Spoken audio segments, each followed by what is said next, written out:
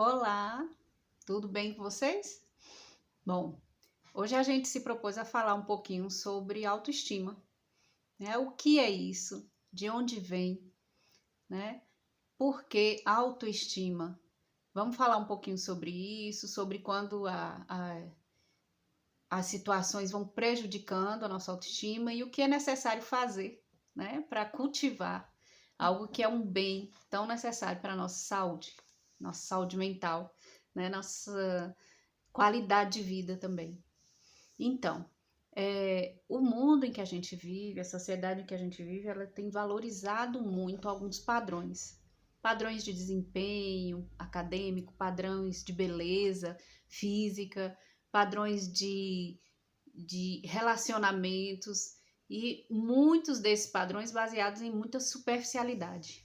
Coisas que foram colocadas como é o melhor, é o certo, é o mais adequado, é o mais apropriado, e a gente tem consumido isso, né? Independente de quem nós somos, independente da nossa identidade, daquilo que a gente traz, do que a gente conhece, da nossa realidade financeira, da nossa realidade familiar, a gente vai começando a olhar para o lado e pensar, poxa, fulano tem isso, eu não tenho, fulano se sai assim, eu não me saio assim, poxa, fulano funciona de uma determinada forma, ele consegue determinadas coisas, por que que eu não? E a gente começa a se comparar. E nesse processo de comparação, quando a gente já traz uma autoestima que está prejudicada, as coisas tendem só a se agravar, né? E quando é que a nossa autoestima está prejudicada? Como é que a gente avalia isso? Primeiro vamos pensar um pouquinho sobre o termo, né? Autoestima. Autoestima tem a ver com o quanto a gente se estima, o quanto a gente se gosta, quanto a gente tem admiração, apreço por quem nós somos. Muitas vezes a autoestima está prejudicada e às vezes a gente tem atitudes acreditando que nós estamos agindo assim porque nós gostamos de nós mesmos, nós somos até egoístas, mas na verdade muitas ações elas são de certa forma compensações para uma autoestima que está prejudicada, né? Vamos entender um pouquinho como é que isso funciona, certo?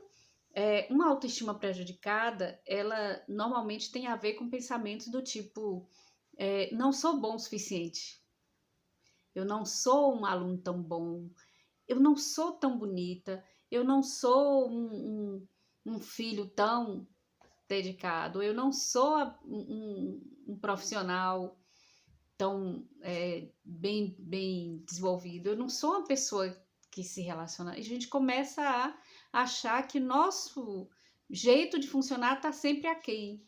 Nós nunca somos bons o suficiente. Nós não somos dignos de amizade, nós não somos dignos de amor, nós não somos tão.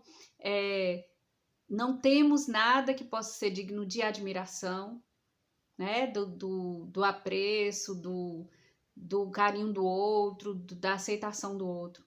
E aí a autoaceitação está extremamente prejudicada, né? Acontece uma autocrítica muito grande. Por que que eu sou assim? Por que que eu funciono assim? Às vezes, na tentativa de superar isso, essa autocrítica nos leva a atitudes muito rigorosas com a gente mesmo. Atitudes do tipo, eu tenho que fazer o melhor trabalho, eu tenho que desempenhar isso da melhor forma, eu tenho que dizer sempre sim para que as pessoas me aceitem. Eu não consigo dizer não, não sei dizer um não, porque eu acho que a pessoa vai ficar com raiva de mim, que ela vai se afastar de mim. Eu começo a ceder numa série de coisas que vão me ferindo, porque eu não consigo ser assertiva no sentido de dizer para o outro, isso aqui eu não aceito, ou aquilo eu não quero, eu não gostaria que fosse assim, comigo as coisas funcionam de outra forma, eu tenho esse pensamento com relação a isso, e a gente começa a ter dificuldade de se posicionar, tanto na nossa fala, na nossa interação social, como fisicamente. Às vezes, por conta da autoestima, a gente se inclina, né? A gente fica assim, meio que como se pudesse, a gente se esconderia, para que ninguém visse a nossa passagem em nenhum lugar, porque aquilo ali está sofrido a gente não consegue se aceitar e se ver como alguém que pode ser aceitado, que pode ser aceito, né? Alguém que seja aceitável, ou amado, ou querido, admirado. A gente não consegue ver nada em nós que possa ser apreciado. Há diversas causas para a autoestima, né? A gente pode falar da autoestima dentro de situações de depressão, de transtorno de ansiedade, de traumas, né? Um transtorno de estresse pós-traumático. Há uma série de situações de adoecimento que podem estar com autoestima no conjunto aí. Mas a autoestima também, ela tem causas em famílias muito críticas, muito rigorosas, onde não há apreço, não há afeto, não há reconhecimento daquilo que se faz, não há um tempo de qualidade para oferecer reforço positivo daquilo que a gente está fazendo, desenvolvendo. Normalmente a autoestima prejudicada está muito ligada a isso. Agora, isso significa que é o fim? Não, não é o fim. É claro que nem sempre são só as famílias. Às vezes na escola a gente tem feedbacks muito negativos, né? De pessoas que talvez não estejam tão bem com elas mesmas, mas elas colocam algumas coisas pra gente, né? Um professor que não estava bem, ele trouxe um feedback muito negativo, associando um trabalho que a gente fez com quem a gente é e colocando a gente para baixo. Ou amigos que também não estão bem e têm a necessidade de colocar a gente para baixo para que eles estejam bem, né? Quando uma autoestima está elevada, a gente não precisa diminuir os outros, né, para estar bem. Então, além dessas causas aí, a gente tem uma infinidade de outras experiências muito negativas, né? Às vezes de ter sofrido bullying, de estar passando por momentos de perdas significativas, sem um cuidado, um apoio externo que faz a gente começar a ver as coisas de forma muito negativa, né? E muitos pensamentos distorcidos, a gente chama de distorções cognitivas, né? Muitos pensamentos de que a gente não é bom o suficiente vão reforçando crenças do tipo eu não sou útil, eu não sou agradável, eu não sou bom, eu não sou capaz, né? E a gente vai alimentando isso com alguns comportamentos. Se eu me comporto baseado no pensamento de que eu não sou boa o suficiente, o meu comportamento vai reforçar a ideia de que eu não sou boa. Aquela crença vai ficar ainda mais forte em mim. Então, o que a gente pode fazer? Já que funciona dessa forma, né? O que pode ser feito para que essa autoestima não fique tão prejudicada e que a gente consiga rever isso? Primeira coisa, a gente tem que se tornar consciente. Primeiro, consciente de quem a gente é, consciente do nosso valor.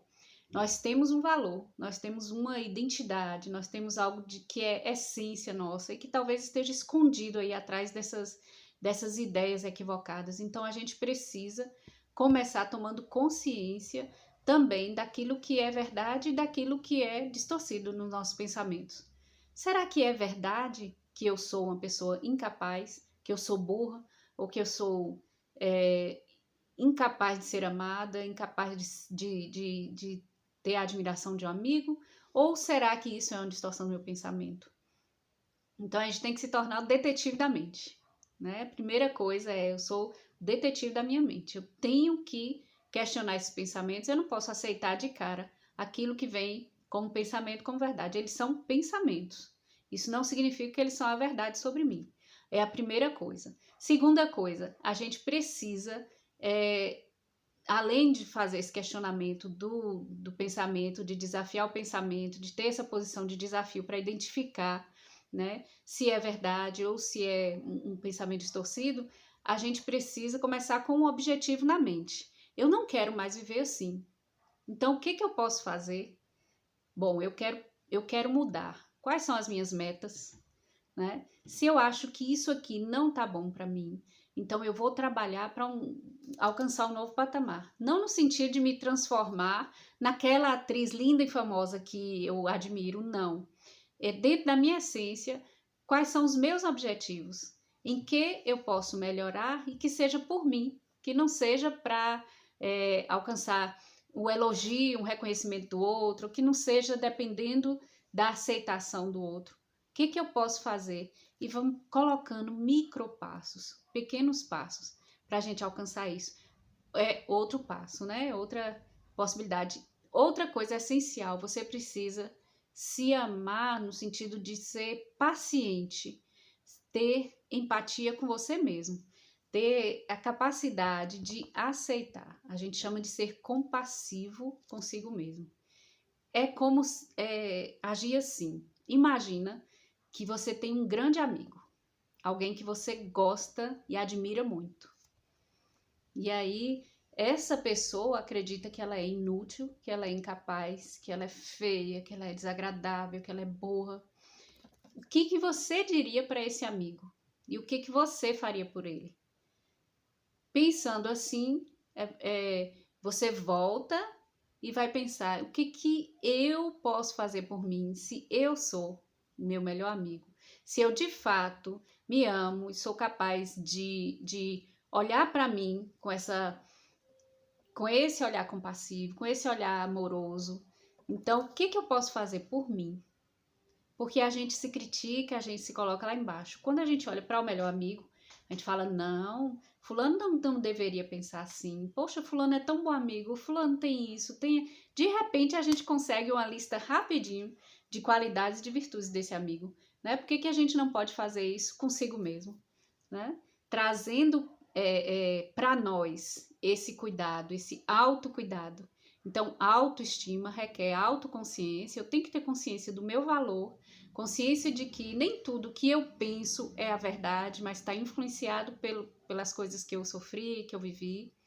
E ter essa capacidade de eu tenho que parar para começar um passo de cada vez, olhar para mim como o meu melhor amigo olharia, né? Ou como eu olharia para o meu melhor amigo, né? Como é que você faria se fosse assim?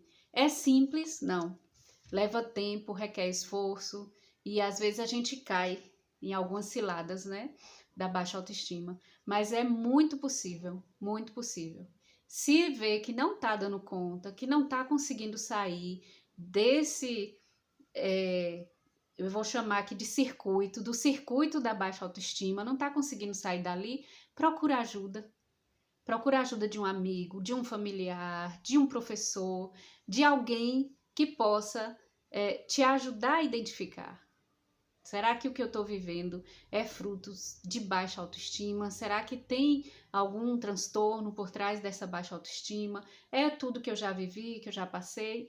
E essa pessoa pode te ajudar, né, a encontrar o caminho para começar a fazer diferente, um passo de cada vez. A gente vai conseguindo tirar as capas ali da negatividade, da autocrítica e encontrar a nossa essência. E eu espero que vocês consigam encontrar a essência de vocês e viver com autoestima lá em cima, elevada, quando a gente não precisa necessariamente pisar no outro, nem ser igual a ninguém, para se gostar, para se amar. Um grande beijo, um abraço enorme para vocês e fiquem com Deus.